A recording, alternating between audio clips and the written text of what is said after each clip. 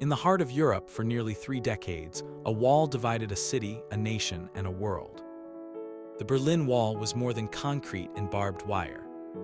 It was a symbol of ideological conflict, a physical manifestation of the Cold War.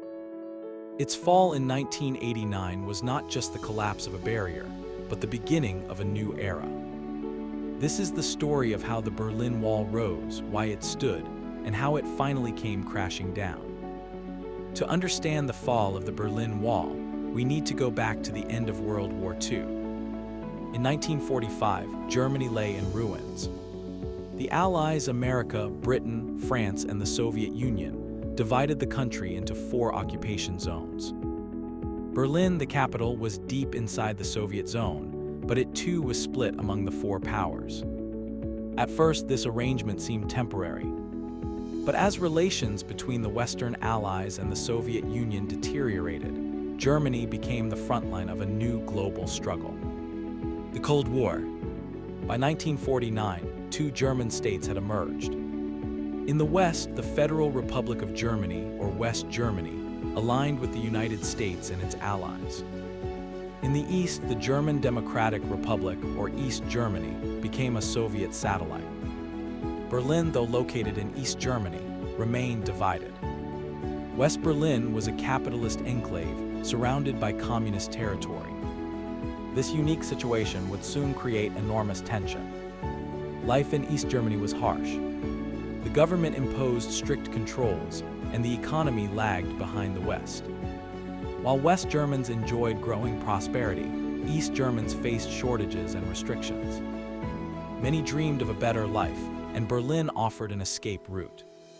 People could simply cross from East Berlin into West Berlin and then travel to West Germany. Between 1949 and 1961, about 2.7 million East Germans fled to the West. This was a disaster for East Germany, draining its workforce and undermining its legitimacy.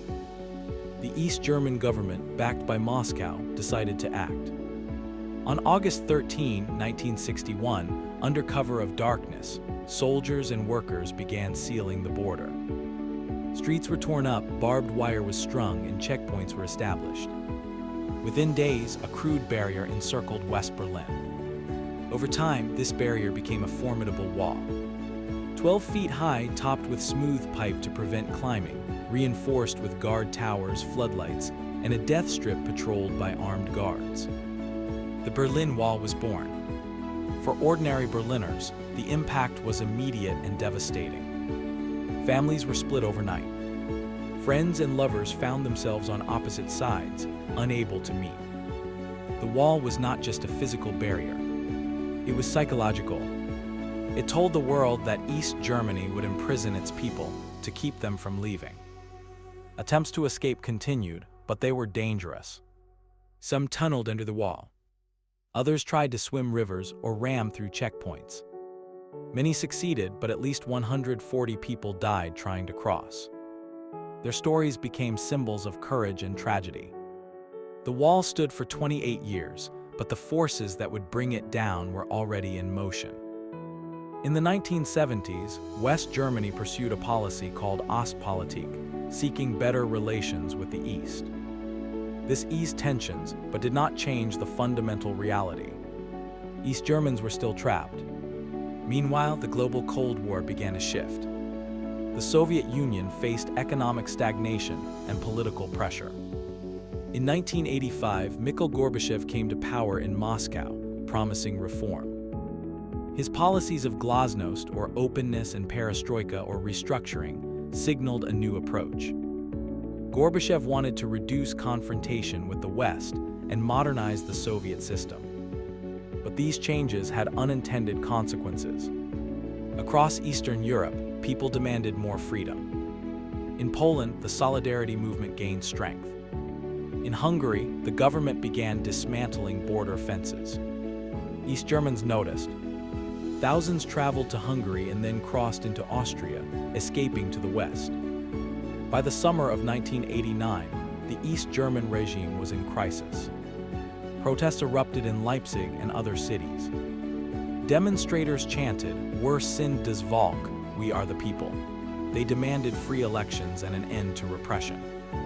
The government tried to hold firm, but the tide was turning. The protests grew week after week. By October, hundreds of thousands were marching peacefully. The regime faced a choice: reform or collapse. Erich Honecker, the hardline leader of East Germany, resigned. His successor, Egon Krenz, promised change, but it was too little, too late. The people wanted freedom, and they were no longer afraid. On November 9, 1989, events reached a climax. That evening, an East German official announced at a press conference that travel restrictions were being lifted. Confused reporters asked when the new rules would take effect. The official replied immediately without delay. The news spread like wildfire. Thousands of East Berliners rushed to the checkpoints. The border guards, overwhelmed and unsure, opened the gates. Crowds surged through. People climbed the wall, danced on top of it, and embraced strangers. The Berlin Wall, the symbol of division, was breached. The scenes that night were unforgettable. Tears, laughter, champagne, and hammers smashing concrete. Television cameras broadcast the images worldwide. The Cold War was not over yet, but its end was in sight. Within months, East Germany collapsed. In October 1990, Germany was reunified. The wall that had divided a nation became rubble, and its fragments were scattered across the globe as relics of history. The fall of the Berlin Wall was more than a German story. It marked the triumph of freedom over oppression, of hope over fear. It showed that even the most imposing barriers can crumble when people demand change. But it also reminds us of the cost of division. For 28 years, the wall tore lives apart. Its shadow still lingers in memories and in the scars of those who lived through it. Today, parts of the wall remain as monuments. Tourists walk along the East Side Gallery, where artists have turned concrete into canvas. They take photos, read plaques, and reflect on a time when a city was split in two. For younger generations, the wall may seem like ancient history, but its lessons are timeless. Walls may rise again, in minds, in politics, in borders. The story of Berlin warns us that walls solve nothing. They only deepen divides. As we look back on that night in November 1989, we see more than a wall falling. We see humanity rising. Ordinary people, armed not with weapons but with courage, changed the course of history.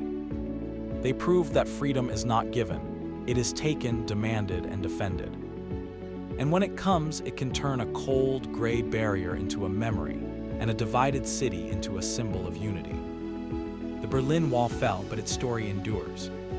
It speaks to the resilience of the human spirit and the power of hope. And it asks us even now, what walls still stand in our world? And when will they fall?